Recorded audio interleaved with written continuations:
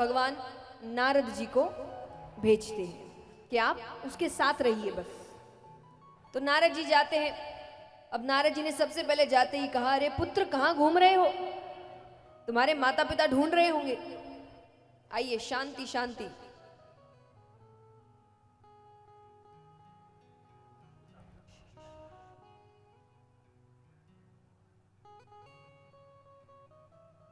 तो नारद जी कहे कि कहां घूम रहे हो, तुम्हारे माता पिता ढूंढ रहे होंगे तुम्हें। ध्रुव जी कहे आप कौन? वो कहे मैं नारद हूं।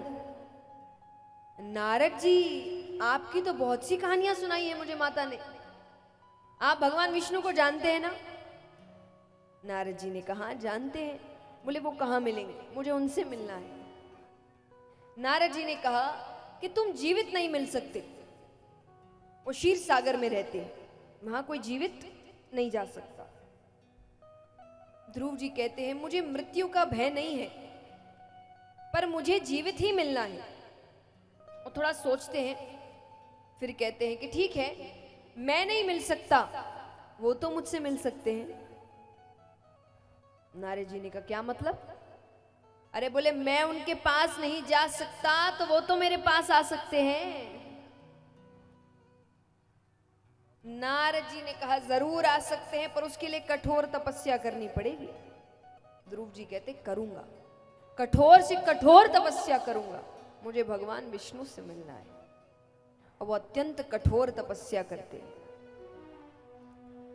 और अंत में जब तपस्या बहुत कठोर हो जाती है, सब देवी देवता भगवान के पास जाते हैं कि प्रभु उस बच्चे की और परीक्षा मत लीजिए, अब उसको दर्शन दे दीजिए। और फिर वहां साक्षात परम पिता परमेश्वर भगवान विष्णु प्रकट होते हैं। बोलिए लक्ष्मी नारायण भगवान की। अब वो प्रकट होते हैं। अब भगवान कहते हैं कि पुत्र उठो, देखो मैं आ गया। ध्रुव जी इतने प्रसन्न होते हैं कि भगवान को सीधा गले लगा लेते हैं। भगवान उनको अपनी गोद में बैठाते हैं। भगवान कहते कहो क्यों बुलाया मुझे? ध्रुव जी कहते हैं मेरे पिता मेरी माता के पास क्यों नहीं आते? छोटी माता ने मुझे इतना कुछ कहा, पिताजी ने एक का भी जवाब नहीं दिया। छोटी माता ने मुझे पिताजी की गोद से क्यों उतार दिया? अरे भगवान कहते अरे अरे अरे, एक साथ इतने प्रश्न, एक एक करके पूछो।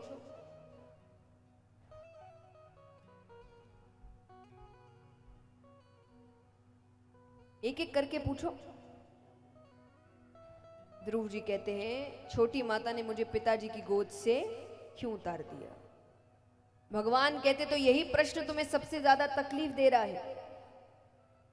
भगवान ने असल में ध्रुव जी को कोई जवाब नहीं दिया था, उन्होंने बस उनके मस्तक पर हाथ रखा था। और हाथ रखते ही साक्षात मां सरस्वती उनके मस्तक पर प्रवेश करती है, ज्ञान उनके मस्तक पर प्रवेश करता है। भगवान कहते हैं और भी कोई उत्तर चाहिए? बोले सब उत्तर मिल गए। तो इस प्रकार भगवान ध्रुव जी को दर्शन देते हैं। अब इसी वंश में राजा अंग हुए, राजा बैन हुए। राजा बैन बड़े ही पाखंडी राजा हुए। उन्होंने अपने राज्य में से जितने भी मंदिर थे, उन मंदिरों में से भगवान की मूर्तियां हटवाकर अपनी मूर्ति लगवाई थी। और वो इसका तर्क भी देते, वो कहते कि शास्त्रों में लिखा गया है कि एक राजा के अंदर 6 देवता निवास करते हैं, इस हिसाब से मैं ही भगवान हूं, मुझे पूजो।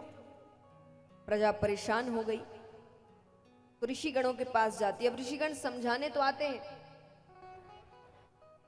पर वो जब नहीं मानते उनका निरादर करने लगते हैं।